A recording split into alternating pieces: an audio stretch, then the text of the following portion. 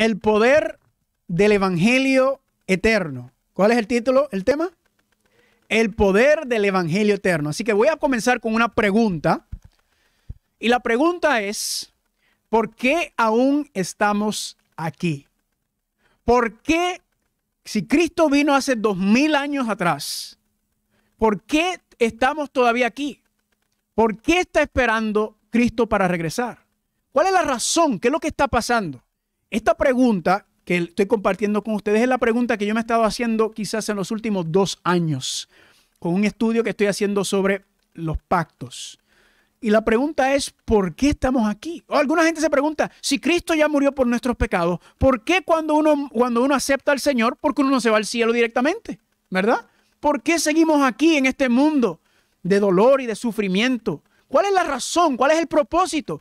¿Qué es lo que está esperando Dios para regresar? ¿Qué está esperando el Señor para venir?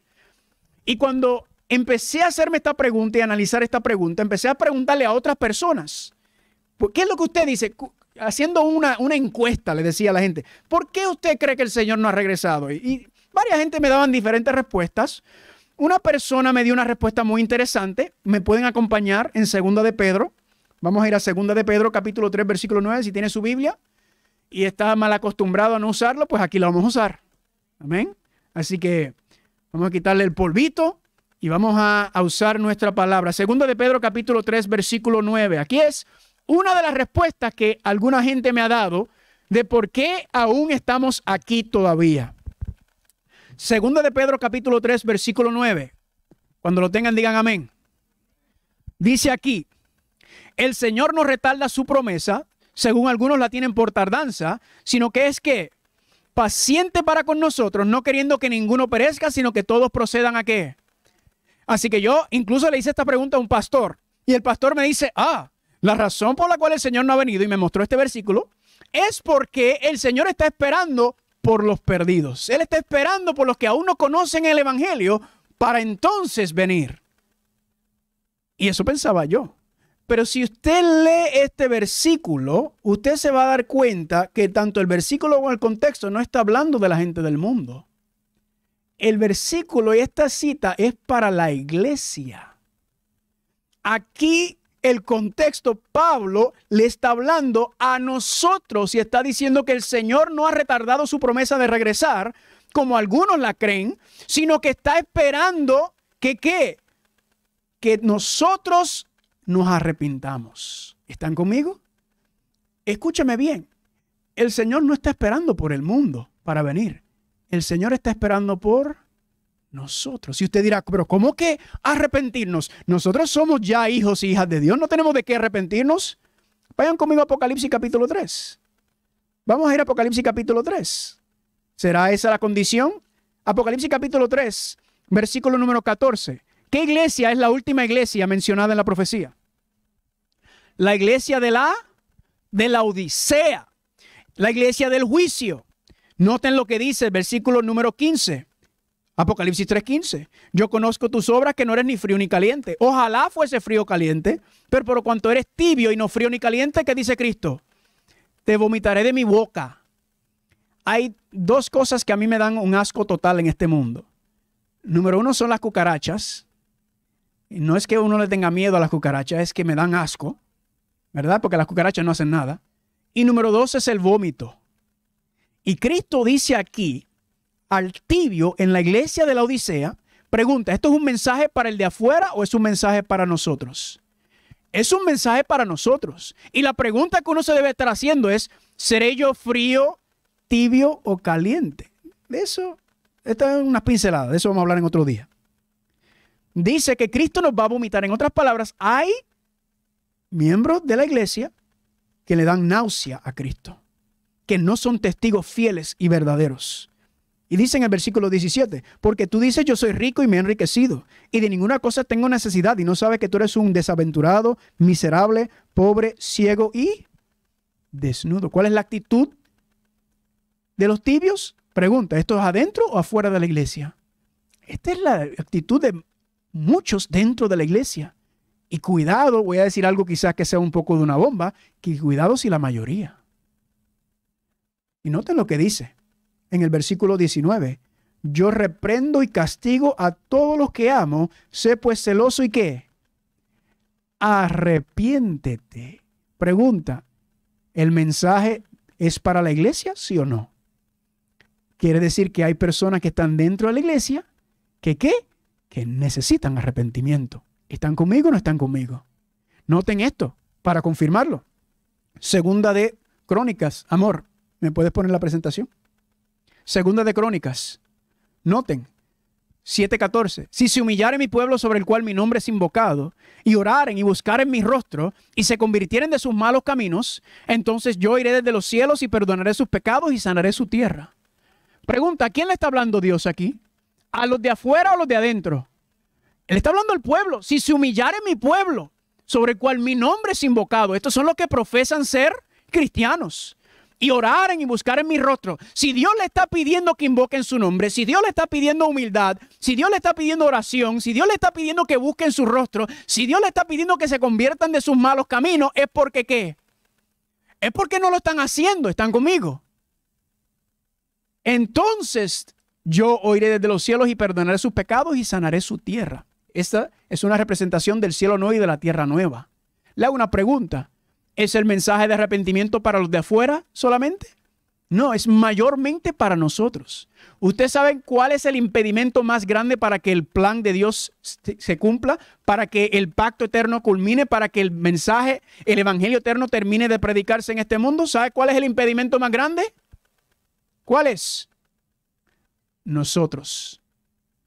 Dios no tiene problemas con el mundo, con los que no creen en Él. Usted lee la Biblia y los enemigos de Dios, facilito, un ángel, ¡pum!, 180,000 muertos. Para Dios no es problema. El problema o el impedimento más grande para Dios terminar la obra somos nosotros. Nosotros somos los que no estamos poniendo nuestra parte para que Dios termine esto. Y decimos que queremos ir al reino de los cielos. ¿Están conmigo? Pica. Pica un poquito, pero pica rico. Ahora, esos son algunos versículos nada más. Quiero darle lo que yo entiendo que es el versículo clave para entender por qué aún estamos aquí. Mateo capítulo 24, versículo 14. Vayan conmigo. Mateo capítulo 24, versículo 14. Le puedo dar varios más y le voy a dar uno más, pero quiero darle Mateo capítulo 24, versículo número 14. Mateo 24, versículo 14. Allá atrás, ¿me escuchan bien? ¿Sí? Gracias. Noten lo que dice Mateo capítulo 24, versículo 14. Y será predicado este evangelio del reino en todo el mundo, por testimonio a todas las naciones. ¿Y qué? Y entonces vendrá el fin. Yo entiendo que este versículo que está aquí es la clave, junto con los que ya les di, para entender por qué estamos aquí todavía. Noten. Será predicado este evangelio del reino en todo el mundo. ¿Cómo? ¿Cómo es predicado el evangelio del reino? Por testimonio a todas las naciones y entonces vendrá el fin. Le hago una pregunta. ¿Por qué entonces no ha llegado el fin según este versículo? Según este versículo, ¿por qué el fin no ha llegado? Porque no estamos predicando el evangelio del reino por testimonio. Porque dice la cita que cuando nosotros hagamos eso, entonces viene el fin. Le hago una pregunta. ¿Por quién está esperando Dios para ponerle fin a este mundo? Por nosotros. Nosotros somos los que hemos retrasado la venida del Señor. Pregunta, cuando usted lee en el Viejo Testamento, lo que le llaman el Viejo Testamento de las Escrituras Hebreas, ¿Dios quería esperar 4,000 años para la llegada del Mesías? ¿Usted cree que Dios quería esperar 4,000 años? No. Le hago una pregunta. ¿Dios quería tener al pueblo 40 años en el desierto dando vuelta? Claro que no. ¿Por qué tuvieron ellos 40 años? Por su incredulidad. Dios hace mucho hubiera querido enviar la primera venida, pero tanto y tanto tardó que ni siquiera que cuando llegó nadie estaba listo. Le hago una pregunta. ¿Será que lo mismo está ocurriendo aquí? ¿Será que Dios quiso esperar 2,000 años para enviar a su Hijo? ¿O será que nosotros hemos retrasado su venida? Pues según la Biblia, esa es la contestación. Aquí no es el asunto de que si la bestia, que si la marca de la bestia, que si la ley dominical, que si cuando venga... No. Aquí dice que nosotros somos los culpables del retraso. Ahora, les voy a mostrar que cuando nosotros hagamos y nos sometamos para Dios hacer la parte que quiere hacer, entonces vendrá la marca de la bestia, la imagen de la bestia y todo lo demás. Es el resultado de lo que Dios va a hacer con nosotros. Ay, ay, ay, candela. ¿Están conmigo o no están conmigo? ¿Sí o no? Ahora, será predicado este evangelio del reino en todo el mundo por testimonio de todas las naciones y entonces vendrá el fin. Quiere decir que hay un problema con la predicación y con el testimonio. ¿Están conmigo? Cuando decimos predicación, usted piensa que eso es desde un púlpito. Ciertamente, el púlpito es uno de los instrumentos que Dios utiliza para que su mensaje se predique. ¿Están conmigo? Pero no es el instrumento principal para la predicación del evangelio. El instrumento principal para la predicación del evangelio es el testimonio. Por eso mucha gente le ponen o le tiran todo el peso al pastor y los ancianos de la iglesia. Ah, eso es trabajo del pastor. No, aquí dice que es por testimonio a todas las naciones. Usted y yo somos los que estamos predicando por medio de nuestro testimonio. En otras palabras, usted es un púlpito. Usted es un sermón. Donde usted va, a donde usted está representando algo. Y Dios dice que nuestra predicación está floja porque nuestro testimonio está también faltando. Les voy a enseñar otros versículos que hablan directamente sobre eso. Vayan conmigo a Apocalipsis capítulo 7, que fue la lectura bíblica. Apocalipsis capítulo 7.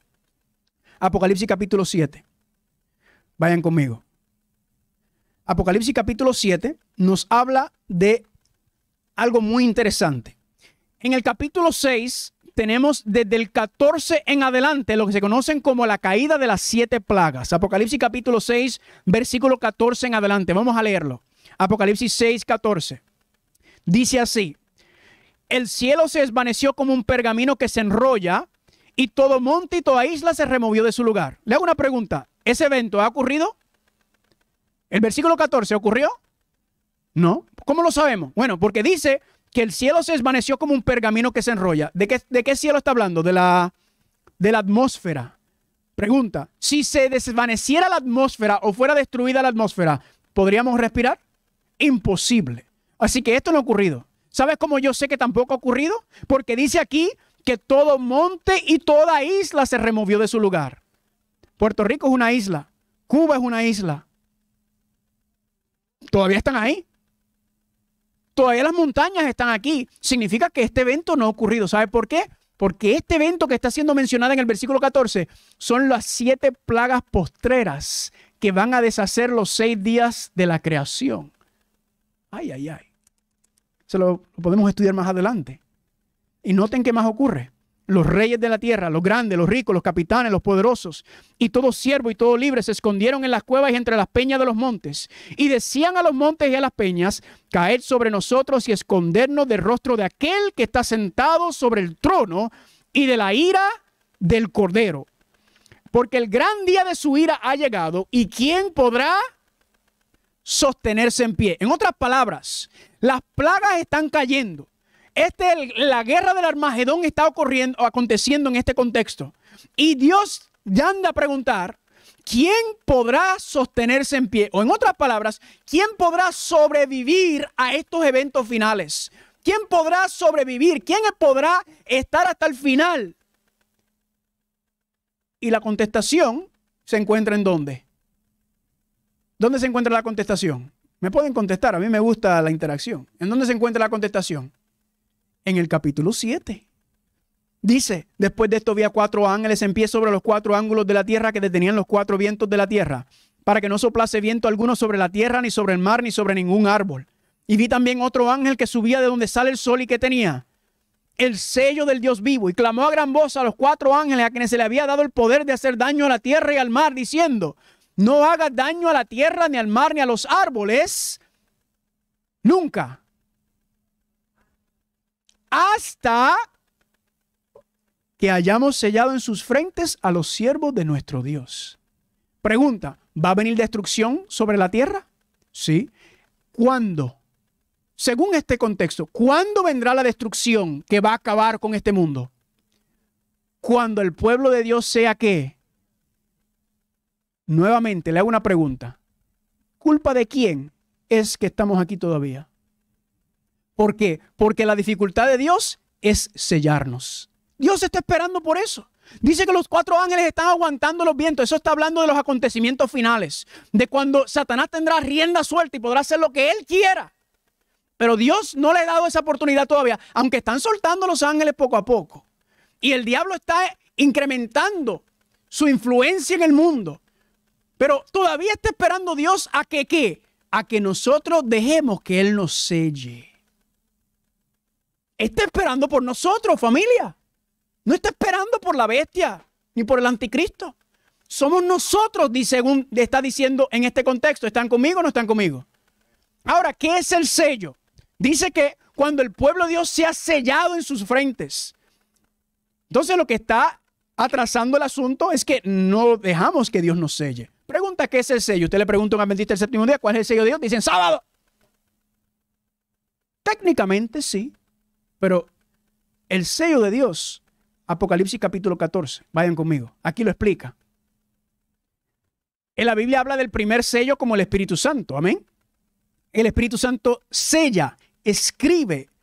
Noten, Apocalipsis 14:1, mismo grupo. Después miré y aquí que el Cordero estaba en pie sobre el monte de Sión y con él 144,000. ¿Que tenían qué cosa? El nombre de él, o sea, del Cordero, y el nombre de su Padre escrito ¿en dónde? En la frente. Le hago una pregunta. ¿Qué es lo que tienen en la frente? El nombre del Padre y del Hijo. Pregunta, ¿qué representa el nombre? El carácter. Entonces, el sello de Dios es que es el carácter de Dios. Es la imagen de Dios que Él quiere ¿qué? Restaurar en nosotros. Entonces, cuando regresamos al problema principal, ¿cuál es el problema principal? Que nosotros no estamos permitiendo que Dios restaure su carácter en nosotros.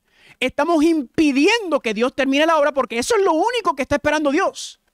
Y usted dirá, ¿cómo es posible? Dios también está esperando por la gente de afuera que venga a Él. Sí, pero ¿saben algo? El movimiento evangelístico más grande que habrá en la historia será cuando el pueblo de Dios salga con el fuerte clamor, con la lluvia tardía, a dar el fuerte clamor. Entonces todos vendrán. Lo que estamos viendo ahora son pinceladitas. Gente así, de vez en cuando sale uno que otro por allá. Eso no es nada.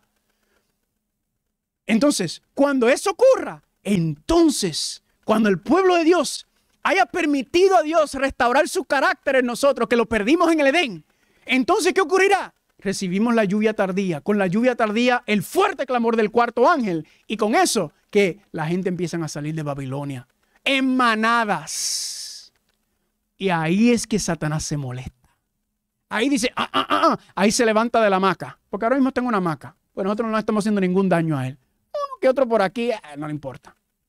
Pero cuando la iglesia se purifique, se deje purificar, y tengamos el carácter y salgamos a predicar por testimonio a Dios, entonces, familia, Satanás se levanta con ira a tratar de acabar con nosotros. ¿Están conmigo o no están conmigo?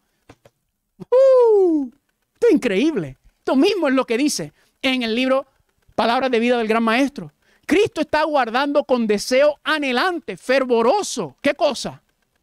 La manifestación de sí mismo en su iglesia, en usted y en mí. Cuando el carácter de Cristo se reproduzca, ¿cómo? Parcialmente, perfectamente en su pueblo, entonces vendrá a buscar a los suyos. Pregunta, ¿está hablando lo mismo o no está hablando lo mismo? Lo mismo de Apocalipsis 7, lo mismo de Mateo 24, lo mismo de Segunda de Pedro. Dios está esperando por nosotros. Dios está anhelando terminar. ¿Usted cree que Dios no quiere acabar con este mundo ya? Hace tiempo hubiera acabado con esto. Pero a nosotros parece que nos gusta más este mundo que lo que Dios tiene preparado para nosotros. Porque no permitimos que Él termine la obra en nosotros. No permitimos que Dios que reproduzca su carácter en nosotros. ¿Están conmigo o no están conmigo hasta ahora? Así que los vientos están detenidos porque Dios está dándonos una oportunidad a nosotros. La misericordia de Dios ciertamente es para el impío y para el que no conoce, pero mayormente es por nosotros. Dios está siendo paciente con usted y conmigo para poder permitirle terminar la obra. ¿Están conmigo? Dios está anhelando poder sellarnos. Ahora, vamos a ir un poquito más profundo. ¿Quieren ir un poquito más profundo? Un poquitito más profundo. Vayan conmigo a Marcos capítulo 4. Marcos capítulo 4. Noten el mismo contexto de Apocalipsis capítulo 7. El mismo contexto, recuerden que habían que 4 ángeles aguantando qué cosa, los vientos, esperando a que el pueblo se deje sellar para entonces soltar. Noten, Marcos capítulo 4. Marcos capítulo 4, ¿cuántos están ahí? Versículo 35. Noten lo que dice aquí. Aquel día, cuando llegó la noche, les dijo, pasemos al otro lado. Y despidiendo a la multitud, le tomaron como estaba en la barca y había también con él otras barcas. Pero se levantó, ¿qué cosa? Una gran tempestad ¿de qué? De vientos. Noten lo que le pasó a los discípulos. Se levantó la tempestad de vientos y echaban las olas en la barca de tal manera que ya se abnegaban. ¿Qué representa el mar en la profecía? Pueblos, muchedumbres, naciones, lenguas, conflictos con los vientos. Y él estaba en la popa durmiendo sobre un cabezal y le despertaron y le dijeron, maestro, ¿no tienes cuidado que perecemos? Y levantándose, reprendió el viento y dijo al mar, calla, enmudece. Y cesó el viento y se hizo grande bonanza. ¿Qué hizo Dios? ¿Qué hizo Cristo? Aguantó los vientos. ¿Están conmigo? ¿Por qué aguantó los vientos? Noten el versículo 40. Y les dijo, ¿por qué están así amedrentados? O en otras palabras, con miedo, temerosos o cobardes es la palabra. ¿Por qué están ustedes con tanto miedo? ¿Cómo no tienen fe? Entonces temieron con gran temor y se decían el uno al otro, ¿quién es este que aún el viento y el mar le obedecen? ¿Notaron algo? Cristo aguantó los vientos sobre la iglesia que estaba en medio del mar. ¿Por qué razón? Por su falta de fe. ¿Captaron eso? Porque no estaban listos para la tormenta. Estaban cobardes y tenían miedo. Y Cristo dijo, ellos no están listos todavía para la tempestad. En Apocalipsis 7 dice que es porque ¿qué? Porque no están sellados, que Dios aguanta los vientos. Pero en esta historia dice que es por la falta de fe. En otras palabras, ¿por qué no hemos sido sellados todavía? Porque tenemos poca o ninguna fe. Porque no confiamos en las promesas de Dios. Porque no confiamos en la providencia de Dios. Porque no confiamos en el poder de Dios, familia. Este es el mensaje que Dios nos está dando. Mi iglesia no tiene la fe necesaria y preparada que necesita para poder enfrentar la crisis final. Por eso es que Dios está aguantando. Porque no estamos listos. ¿Cuántos dicen amén? Ahora, regresando a Mateo capítulo 24, versículo 14. Nos hacemos la pregunta. Dice Mateo 24, 14. Y este evangelio del reino será predicado por todo el mundo, por testimonio a todas las naciones, y entonces vendrá ¿qué cosa? El fin. Le hago una primera pregunta. ¿Cuál es el evangelio del reino que será predicado por testimonio a todas las naciones para entonces venir el fin? ¿Cuál es el evangelio que será predicado? Si usted le pregunta a una persona, ¿cuál es el evangelio? Usted le pregunta a un cristiano de otra denominación, el evangelio es Cristo en la cruz, ¿verdad? Le puedes preguntar a otro cristiano, ¿cuál es el evangelio? El evangelio es Cristo resucitado. Si usted le pregunta a un adventista del séptimo día, ¿qué van a decir que es el evangelio? El mensaje de los 3 ángeles, ¿verdad? Ese es el evangelio eterno, el mensaje de los 3 ángeles. ¿Y sabe qué? Estamos equivocados. ¿Cómo? Sí. El mensaje de los 3 ángeles no es el evangelio eterno. ¿Cómo es posible? Vayan conmigo a Apocalipsis 14, se lo voy a mostrar. Apocalipsis 14. ¿Cómo es posible? Increíble. Que el mensaje de los 3 ángeles no es el evangelio eterno, ¿no? Pero nosotros somos rapiditos para sacarlo. ¡Pum! Noten lo que dice Apocalipsis capítulo 14, versículo 6. ¿Cuántos están ahí? Vi volar por en medio del cielo a otro ángel que tenía ¿qué cosa? El evangelio eterno. ¿Para predicarlo a quiénes? A todos los moradores de la tierra, a toda nación, tribu, lengua y pueblo. Carlos, ahí está. Eso es, pregunta, ¿esto es paralelo a Mateo 24, 14? Sí. Mateo 24, 14 dice que el evangelio del reino será predicado por testimonio a todo el mundo, entonces vendrá el fin. Aquí dice que el evangelio eterno es para predicarlo a todos los moradores de la tierra, a toda nación, tribu, lengua y pueblo. Pregunta, ¿son paralelos, sí o no? Sí. Y entonces, ¿cómo es que usted va a decir que no es el mensaje de los tres ángeles? No, porque el primer ángel comienza en el versículo 7. Le hago una pregunta. La frase evangelio eterno, ¿qué implica la palabra eterna? Siempre. Pregunta, ¿el evangelio eterno empezó con usted y conmigo? ¿Empezó con la creación? No. ¿Recuerdan cuándo fue que el pacto eterno se hizo entre el Padre y el Hijo? ¿Cuándo se hizo el pacto eterno entre el Padre y el Hijo? Antes de la creación del ser humano. ¿Recuerdan esa cita? Donde decía que el Padre y el Hijo hicieron un pacto entre ellos cuando el ser humano caía. El pacto eterno fue establecido desde antes de habernos creado. Ya Dios había establecido el plan de salvación. Amén. Ahora le hago una pregunta. El primer ángel teme a Dios y darle gloria porque la hora de su juicio ha llegado y adorar a aquel que hizo el cielo, la tierra, el mar y la fuente de las aguas. ¿Cuándo fue que se empezó a predicar el primer ángel? Alrededor de 1840. Por eso dije que el mensaje de los tres ángeles no es el evangelio eterno. El mensaje de los tres ángeles es la parte final o la última etapa o lo que se conoce en teología como la parte escatológica que tiene que ver con los eventos finales del evangelio eterno. ¿Están conmigo? Es el último mensaje del evangelio eterno que se va a predicar a toda la tierra. ¿Cuántos están conmigo? Eso es lo que está diciendo aquí. Ahora, aquí está el problema. ¿Será posible que la razón por la cual, según Mateo 24:14, será posible que la razón por la cual nosotros no estamos testificando, no estamos predicando el evangelio de Dios al mundo, será posible que es porque no lo entendemos? Le hago una pregunta.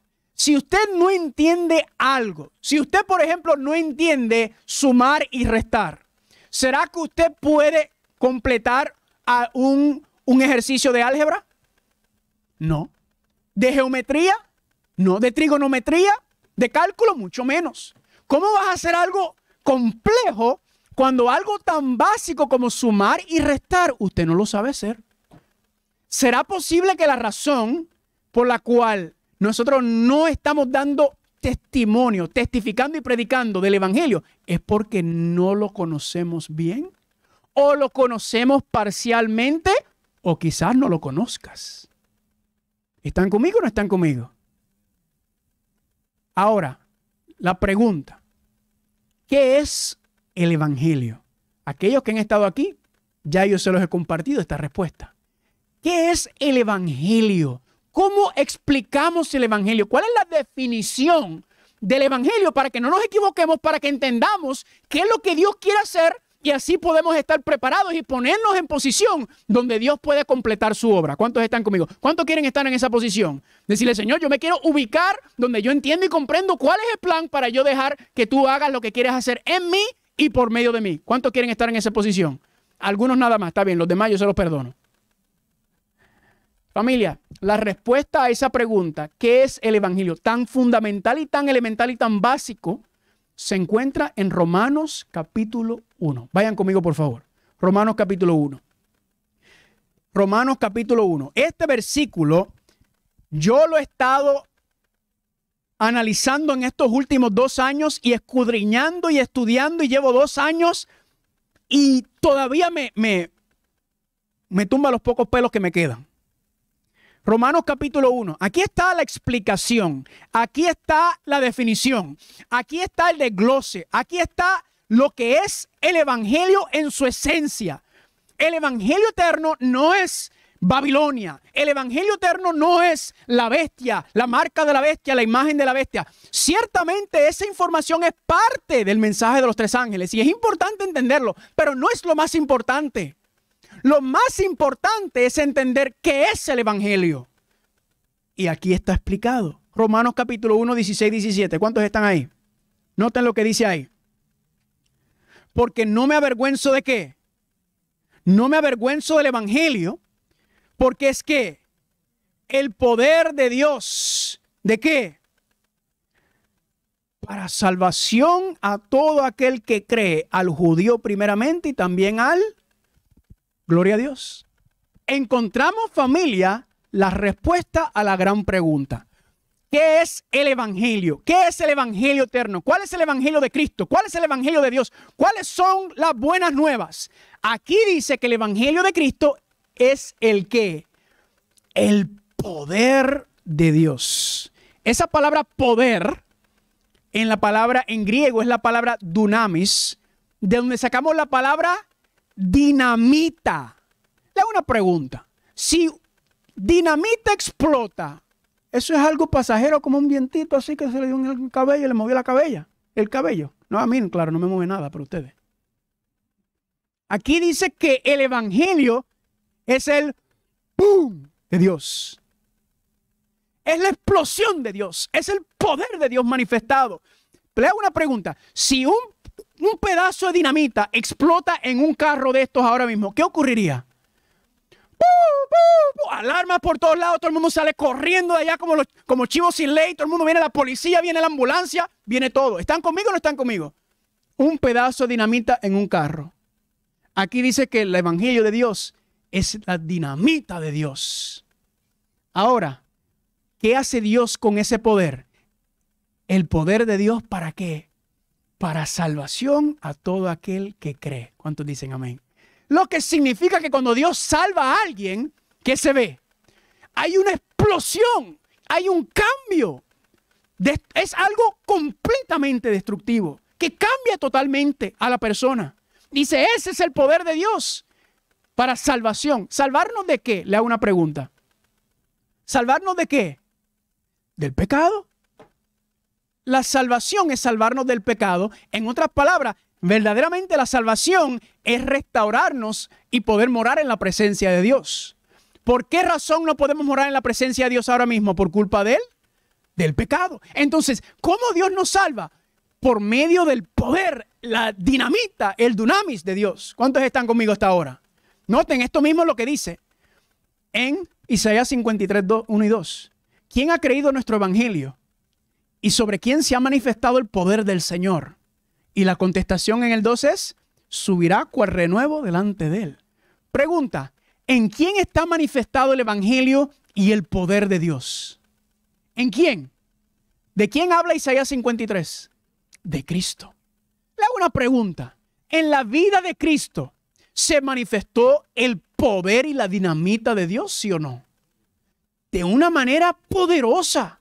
Familia, toda persona con la cual Jesucristo interactuó, la Biblia no lo dice, pero dice que tantas cosas hizo que es imposible escribirlas todas. Pero yo creo y entiendo que Jesucristo ministró y tocó cada familia, cada hogar representado en toda esa área del Medio Oriente. En Belén, en Judea, en Samaria, en Jerusalén, todo lugar. Porque dice la Biblia que a él le llevaban todos los enfermos, todos los endemoniados, todos los leprosos. ¿Y él qué hacía? Los sanaba a todos. Cristo impactó todas las personas que estaban en ese lugar. Por eso es que las multitudes iban detrás de él. Claro, mucha gente iba por los peces y los panes, ¿verdad que sí? Pero mucha gente iba buscando esperanza, buscando alivio, buscando sanidad. Pregunta, ¿será posible que la razón por la cual no vemos eso es porque no tenemos el carácter de Cristo todavía? ¿Tiene sentido o no tiene sentido? Noten, ahora se multiplica o se intensifica el asunto.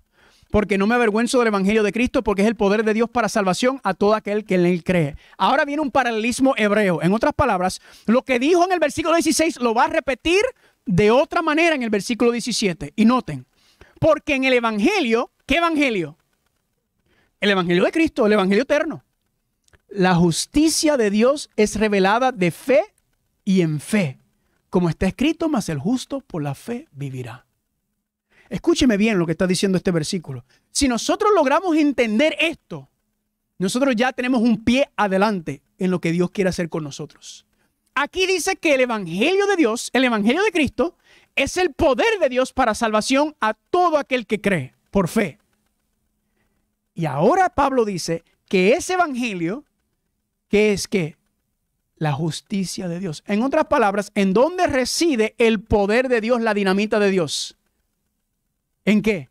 En su justicia.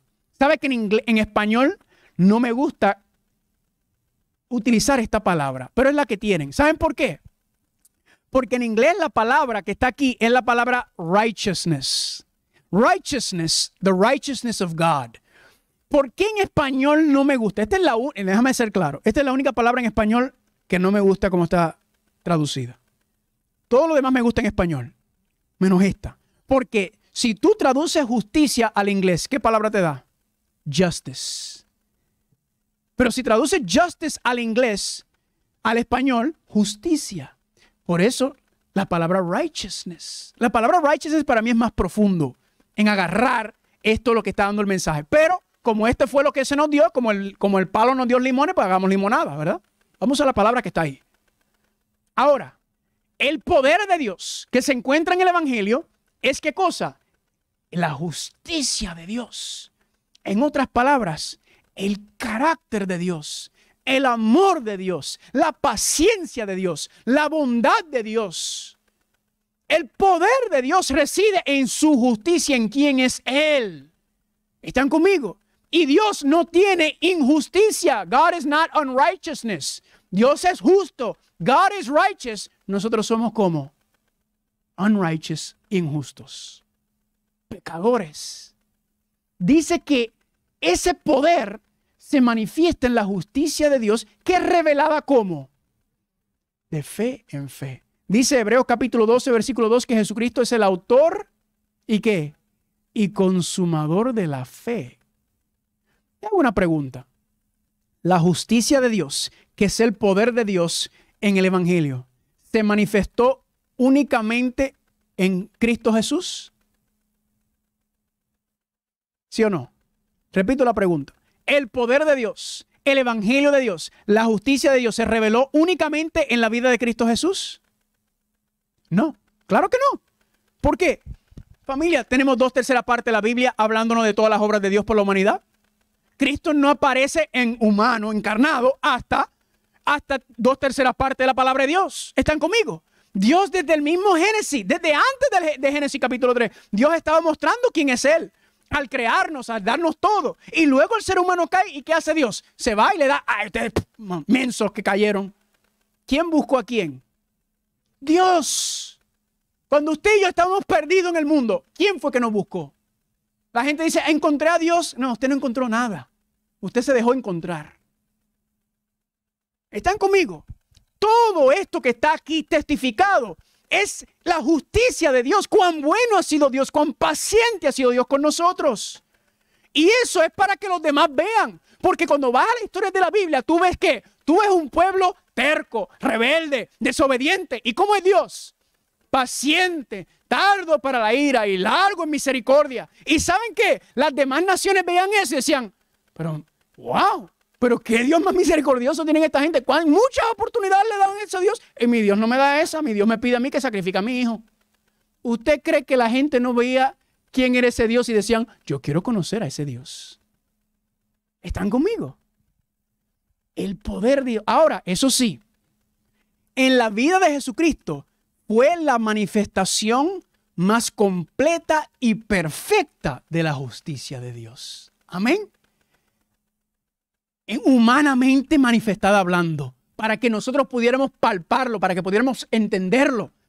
Cristo vino para mostrarnos lo que es la justicia de Dios, que es ¿qué? El poder de Dios, ¿para qué? Para salvarnos, y ese es el Evangelio. ¿Están conmigo o no están conmigo? Pero ahí no termina el asunto, porque ahora es que la cosa se pone buena. Hasta ahí yo puedo agarrar y cualquier persona me dice, gloria a Dios. Cualquier cristiano, gloria a Dios por lo que acabas de decir. Pero es que no termina ahí. Porque quieren ver cómo termina. Mas el justo por la fe vivirá. O en otras palabras, the righteous, justo por la fe vivirá.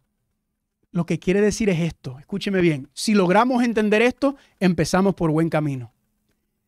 El Evangelio de Dios es el poder de Dios para salvarnos. Por medio de su justicia, la manifestación de quién es Él. Y eso se manifestó perfectamente en su Hijo Cristo Jesús. Pero no está limitado a Cristo Jesús, sino que Dios quiere manifestar su justicia ¿en quién? En usted y en mí. Dios quiere revelar su poder para salvar en usted y en mí. Dios quiere manifestar por medio de usted y de mí el evangelio. Por eso Mateo 24:14 decía, el evangelio del reino será predicado por testimonio. ¿Están conmigo? Esto, familia, lo que el Padre hizo con el Hijo, es lo que Él quiere hacer con usted y conmigo. Pero eso es absurdo lo que tú estás diciendo. Que Dios quiere manifestar su justicia en nosotros. Eso no es posible, dice la gente. No es posible eso. ¿Será que no es posible? Job 33:26. Orará a Dios y éste se agradará de él. Y él verá su rostro con júbilo.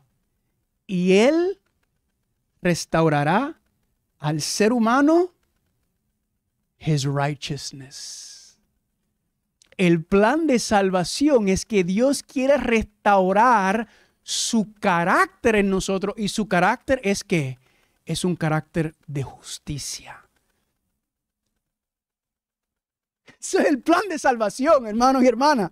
En toda su esencia lo que está diciendo Dios. Dios quiere, escúcheme bien, reproducir la vida de Cristo en usted y en mí. Porque si la justicia de Dios es el poder de Dios para salvación que se manifestó perfectamente en la vida de Cristo Jesús, eso significa que cuando dice que Él quiere restaurar su justicia en nosotros, significa que ¿qué? Que Él quiere hacer lo mismo que hizo con su Hijo, lo quiere hacer contigo y conmigo. Ahora le hago una pregunta. Imagínate que nosotros tuviéramos la mente de Cristo, el carácter de Cristo restaurado y viviéramos la vida de Cristo. Le hago una pregunta. ¿Cómo la gente reaccionaría? ¿Cómo reaccionó con Jesús? ¿Cómo iba la gente buscando a Jesús? Sanación, esperanza, buscando palabras de ánimo, buscando consuelo. ¿No es lo que dice esto aquí que siempre estaban buscando con Dios en el santuario, en todas partes con Cristo? Le hago una pregunta. ¿La gente está haciendo eso con nosotros? ¿Usted tiene una fila de gente en su casa esperando a que usted llegue para que le dé esperanza, para que lo sane, para que lo cure? ¿Está pasando? No. ¿Por qué no? Porque aún no ha restaurado su justicia en nosotros completamente. Todavía Dios está esperando que el evangelio, el poder, la dinamita, el ¡pum!, que se manifestó en la vida de Cristo Jesús, Dios está esperando que se manifieste en mi vida y en la tuya. Y cuando eso ocurra, adivinen qué, la gente vendrá. Porque van a ver en nosotros ¿qué cosa? Su justicia, su poder, su evangelio de salvación. La gente va a ver en nosotros gente transformada por el poder de Dios. Gente que ya no es chismosa, gente que ya no es mal hablada, gente que ya no anda cuchillando, gente que se interesa por el bienestar del prójimo, por orar, por ministrar, por ver cuál es la necesidad de los demás. Gente que está consagrada diariamente, consistentemente, constantemente, diariamente buscando de Dios. Diciendo, Señor, yo quiero conocer tu justicia. Yo quiero entenderlo. Escúcheme bien, llevo 2 años, esta palabrita sola, llevo 2 años estudiándola en la Biblia. Miles de veces aparece en la Biblia. Y yo voy versículo por versículo, casi todos los días, para entender qué es esto. Y cada vez que termino, salgo con la boca abierta. ¡Wow! Pero qué grande es Dios. ¡Qué increíble es Dios! ¿Quieren que les comparta algo que leí esta semana? Si no quieren, puedo terminar. Salmo 112. Vayan conmigo. Esto lo leí recién acabadito de salir del horno. Y me quedé con la boca abierta. Salmo 112. Ay, ay, ay. Esto es candela, familia. ¿Cuántos dicen amén? Salmo 112. ¿Llegaron? Noten lo que dice aquí. Bienaventurado el hombre que teme al Señor y la mujer. Y en sus mandamientos se deleita ¿en qué? En gran manera. Su descendencia será como poderosa en la tierra. La generación de qué? De rectos, de justos será bendita. Y noten aquí. Bienes y riquezas hay en su casa. ¿Y qué cosa? Y su justicia permanece para siempre. ¿La justicia de quién? La justicia de Dios en nosotros. ¿Para cuánto tiempo? Para siempre. Noten. Ahora va a explicar lo que es esa justicia. Resplandeció de las tinieblas luz a los rectos. Es clemente, misericordioso y ¿qué? Y justo. El hombre de bien tiene misericordia y presta. Gobierna sus asuntos con juicio, por lo cual no resbalará jamás. En memoria eterna será el justo. No tendrá temor de malas noticias. Su corazón está firme, confiado en el Señor. Asegurado que está en su corazón. No temerá hasta que vea en sus enemigos su deseo. Le hago una pregunta. ¿Cuál fue el problema con los discípulos en el barco? Que tuvieron miedo. Aquí dice que el justo, el recto, que no teme. El que conoce a Dios, el que vive con Dios, no teme, no tiene miedo a las cosas que están pasando. Dice, mi vida y mi casa están en el Señor.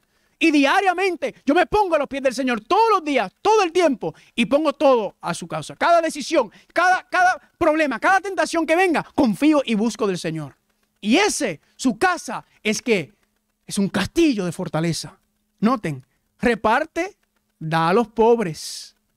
Su justicia permanece para siempre. ¿Y su qué? Su poder será exaltado en gloria. La justicia de Dios, el poder de Dios. Esto es lo que ocurre cuando una persona se consagra plena y totalmente a Dios y dile, Señor, aquí estoy. Haz conmigo lo que tú quieres. Y noten cómo termina. Lo verá el impío y ¿qué cosa?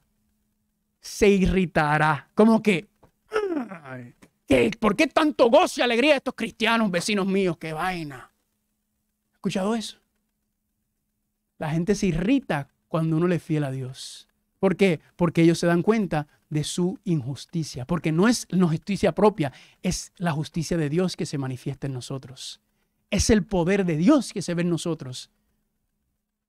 Crujirán los dientes y se consumirá. El deseo de los impíos perecerá. Eso lo leí yo ayer. Sabroso. Aquí dice que Dios es ¿qué? Poderoso. Que Dios es misericordioso, clemente, justo, que cuida, que guarda a su pueblo, que vela por su pueblo, que está con ellos todo el tiempo. ¿Y ellos qué? Al resultado de esa fe en Él, ¿qué están? Ellos no tienen temor, ellos no tienen miedo, ellos viven con gozo, con alegría, ministrando a los pobres, sirviendo a los demás. ¿Están conmigo? Y esa es la justicia de Dios que se manifiesta. Ese es el poder de Dios. Y cuando eso ocurra, familia, la gente vendrá y nos buscarán. ¿Por qué? Porque verán la gloria de Dios en usted y en mí. ¿Y cuál es la gloria de Dios? La gloria de Dios es su carácter. Y ese es el sello. ¿Están conmigo? Espectacular. Ahora, ¿quieren entrar un poquitito más profundo? ¿O se quieren ir ya? Un poquitito más profundo. Vayan conmigo a Hechos capítulo 1. Les voy a mostrar algo espectacular sobre la testificación. Testificación. Hechos capítulo 1, versículo 8. Hechos capítulo 1, versículo 8. Me avisan cuando lleguen. Noten, los discípulos acaban de pasar 40 días con Jesucristo. Cristo resucitó. Recuerden que por 3 años y medio Cristo quería hacer una obra poderosa con ellos. Pero ¿cuál era el problema de los discípulos? La incredulidad. Estaban ¿qué? Siempre buscando su propio bien. Por 3 años y medio Jesucristo, si tuviéramos tiempo, vamos a las historias y donde ellos decían, Señor, tratamos de sacar este demonio y no pudimos. Y Jesucristo como que, ¿hasta cuándo esté con ustedes, generación incrédula y perversa? Le dice a los discípulos. ¿Por qué? Y le dijeron, ¿por qué no pudimos sacar el demonio, Señor? Y le dijo, por su falta de fe. Porque no confían en mí. Porque no confían en mis promesas. Siempre quieren hacer las cosas a su manera, como ustedes quieren, como a ustedes les gusta. Confíen en mí y yo lo voy a hacer por medio de ustedes. 3 años y medio con la misma causa. Y cuando llegó el momento de la prueba, ¿qué hicieron todos? Salieron todos corriendo como cobardes. Lo mismo pasó en la historia con los vientos. Falta de fe. Ahora, ¿aprendieron la lección, sí o no los discípulos? Claro que la aprendieron. A la mala, pero la aprendieron. Porque lamentablemente nadie aprende por cabeza ajena. ¿Verdad? Somos cabeciduros y cascarrabia. Noten lo que dice. Ahora, Cristo se le presenta. Versículo 6, Hechos 1:6. Entonces los que se habían reunido le preguntaron, diciendo, Señor, ¿restaurarás el reino de Israel en este tiempo? Todavía, aún después de lo que pasó, todavía están preguntando, Señor, ¿y cuándo es que viene el reino? Ahora. Y Cristo le dice, no os toca a vosotros saber los tiempos o los sazones que el Padre puso en una sola potestad. ¿Pero qué dice? ¿Recibirás qué? Poder. Dunamis. Noten. Cuando haya venido sobre vosotros el Espíritu Santo. Pregunta, ¿quién es el que da el poder de Dios? ¿Quién es el que da la justicia de Dios? ¿Quién es el que revela de fe en fe el Evangelio de Dios? Es el Espíritu Santo. Y noten, y me serán testigos en Jerusalén, en Judea, en Samaria y hasta lo último de la tierra. ¿Qué decía Mateo 24:14? Y cuando este evangelio del reino será predicado por testimonio a todas las naciones, entonces vendrá el fin. Aquí dice Cristo, ustedes van a ser mis testigos cuando venga el bautismo del Espíritu Santo. Le hago una pregunta. ¿Cómo que ellos van a ser testigos? Eso no tiene sentido. ¿Acaso no eran ellos testigos por 3 años y medio de el poder y la justicia de Dios revelada por Cristo Jesús? ¿Sí o no? Sí. Ellos lo vieron. Ellos estaban ahí. Entonces, ¿por qué Cristo le dice, ustedes van a ser tiempo futuro? ¿Saben dónde está la clave? Yo me quedaba así como, ¿qué rayo lo que está diciendo el Señor aquí? Pero cuando buscas el lenguaje original, el griego, la palabra para testigos es la palabra martus. La palabra martus es la palabra raíz ¿de qué palabra? De la palabra mártir. Le hago una pregunta. ¿Qué es un mártir? Una persona que da su vida por lo que cree, por lo que confía. Le hago una pregunta. ¿Hay mayor manifestación de vaciarse uno del yo y del egoísmo que morir por lo que uno cree? ¿No? Esa es la manifestación más grande. Cristo le está diciendo que ustedes fueron testigos oculares por 3 años y medio, pero cuando venga el Espíritu Santo, ¿ustedes qué? Ustedes cuando reciban la plenitud del Espíritu Santo, entonces ustedes van a estar listos para morir por mí. Y esa representación de recibir la plenitud del Espíritu Santo ¿es por qué? Es porque se han vaciado completamente del orgullo, del egoísmo y del yo. Y han dicho, Señor, aquí estoy. Pregunta, ¿pasó o no pasó con los discípulos? ¿Estaban ellos así durante 3 años y medio? ¿Quién iba a ser el mayor? Estaban buscando ellos. Pero cuando arrestaron a Cristo y lo mataron, ¿qué hicieron ellos? Salieron todos corriendo. ¿Por qué? Porque pensaron que los iban a buscar a ellos para matar. Pregunta, ¿les quedaba esperanza? Ninguna. Ellos pensaban, nos van a buscar y nos van a matar a nosotros también. Estaban con miedo, dice Juan capítulo 19. ¿Y quién se le apareció cuando estaban en ese momento de desesperación? Cristo. Y le dice, ¿será que ahora ustedes están listos para escucharme? ¿Están conmigo o no están conmigo? Ahora, ¿qué significa este martirio? ¿Qué representa este martirio? Gálatas 2:20. Noten aquí, con Cristo estoy juntamente crucificado. Y ya no vivo yo, mas vive ¿quién? Cristo en mí. Y lo que ahora vivo en la carne, lo vivo en la fe del Hijo de Dios, el cual me amó y se entregó a sí mismo por mí. ¿Qué es lo que hizo Pablo? Con Cristo estoy juntamente crucificado. ¿Qué es eso? Sometiendo su orgullo, su yo, su ego, diciendo ya yo no vivo, ya yo me puse a un lado, ahora Cristo vive en mí. Y lo que vivo ahora en la carne, lo vivo en la fe del Hijo de Dios. ¿Cuántos dicen amén? Este es diariamente crucificarse, someterse y decir, Señor, aquí estoy. Termino, Señor, mi obra y que tu voluntad se haga en mi vida. Cuando tengamos la fe de Cristo, cuando tengamos el carácter de Cristo, cuando tengamos la mente de Cristo, entonces Dios va a reproducir su justicia y la vida de Cristo en nosotros. Eso es lo que Dios quiere hacer, pero para eso tiene que ver ¿qué? Hay que crucificarse diariamente. ¿Significa que literalmente todos los días me tengo que crucificar? No, claro que no. Significa que todos los días tenemos que ¿qué? Someternos. Decir, Señor, heme aquí. todo lo que soy, todo lo que tengo, mis recursos, mi familia, mi casa, mi trabajo, todo lo que soy y lo que creo que soy, te lo entrego a ti, que tu voluntad se haga en mi vida. Esto es lo que Dios está buscando de nosotros. Y cuando eso ocurra, recibiremos la plenitud del poder del Espíritu Santo. La justicia de Dios se manifiesta y salimos por ahí y olvídate que esto se acabó. Porque el enemigo no va a poder aguantar. Por eso Cristo dijo, cosas más grandes harán que yo. ¿Recuerdan que dijo eso? Le hago una pregunta. ¿Está hablando de milagros más grandes? Imposible. ¿Cuántos milagros increíbles hizo? Lo que él está diciendo es que esto lo estoy haciendo yo solo. Pero ustedes, imaginémonos el carácter de Cristo. La justicia de Dios representada por miles y millones en todas partes del mundo. Ese impacto que va a tener en el mundo. Eso será una cosa asombrosa. Y ahí es que el diablo se levanta y dice, yo no voy a permitir que esto continúe. Y quiere poner fin a esto. ¿Están conmigo o no están conmigo? Pero ya será muy tarde para él.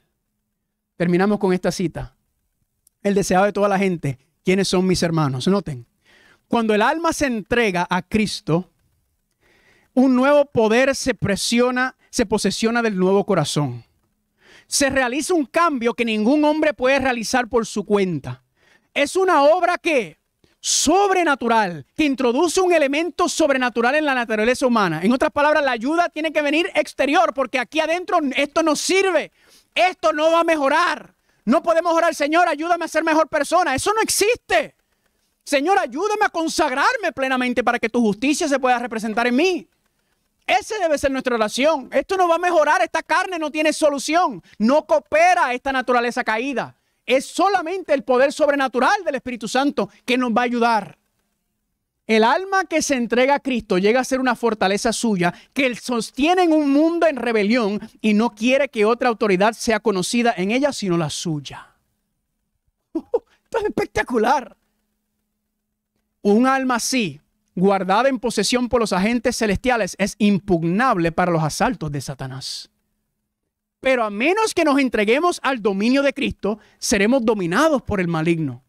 Debemos estar inevitablemente bajo el dominio de uno o del otro de los dos grandes poderes que están conteniendo por la supremacía del mundo. Escúcheme bien, usted tiene que decidir del lado de quién que usted va a estar. Y note lo que dice aquí, no es necesario que elijamos deliberadamente el servicio del reino de las tinieblas para pasar bajo su dominio. ¿Por qué no? Porque usted con solamente no aceptar a Dios y no entregarse plenamente a Dios, ¿usted qué pasa? Usted se entrega a sus deseos carnales. Y usted es un instrumento de Satanás. Por default, no tiene que hacer nada. Solamente quédate en tu posición y te vas a ir. Dice, basta que descuidemos de aliarnos con el reino de la luz. Si cooperamos con los agentes celestiales, Satanás se posesionará de nuestro corazón y hará de él, ¿qué cosa? Levánteme la mano, ¿cuántos quieren que su corazón sea una morada de Satanás? ¿Nadie? Entonces, a usted tiene que decidir. Y no es decir, sí, yo cojo a Cristo, sí, amén. No. De la boca, del dicho al hecho, hay mucho estrecho. La única defensa contra el mal consiste en que Cristo mora en el corazón por la fe en su justicia. ¿Escucharon eso? Eso es lo que he venido hablando desde que empezamos. Esta es la única solución. Es decir, Señor, yo quiero que por medio de tu Espíritu Santo, tu justicia se reproduzca en mí como hiciste con tu Hijo Cristo Jesús. Esto es increíble, familia. A menos que estemos vitalmente relacionados con Dios, no podemos resistir los efectos profanos del amor propio, de la complacencia propia y de la tentación a pecar. Solo Dios puede hacer eso en nosotros. Solo Dios puede ayudarnos a vivir vidas de santidad, de rectitud, de justicia. Más nadie. Por su propia fuerza no existe. Y termina. Podemos dejar muchas malas costumbres y momentáneamente separarnos de Satanás.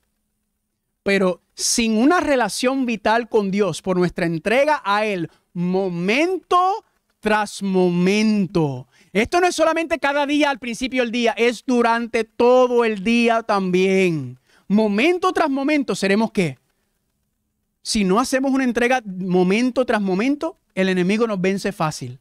Sin un conocimiento personal de Cristo y una continua, diaria, consistente comunión, estamos a la merced del enemigo y al final haremos lo que Él nos ordene. La solución está. El mensaje está. el Señor que está diciendo, yo quiero reproducir mi carácter en ti. Yo quiero que la vida de Cristo se manifieste en la vida de cada uno de ustedes. Yo quiero verlo. ¿Y cómo hacerlo? ¿Cómo vivir por fe? Y con esto terminamos. ¿Qué es vivir por fe? Es una entrega completa de la voluntad a Dios. Es vivir de toda palabra que sale de la boca de Dios. Es someternos a la voluntad de nuestro Padre Celestial. Es confiar en Dios en las pruebas y en la oscuridad, tanto como en la luz o en los momentos buenos. Es caminar por fe y no por vista. Es confiar en Dios sin vacilación y descansar en su amor. ¿Cuántos dicen amén? ¿Qué es vivir por fe?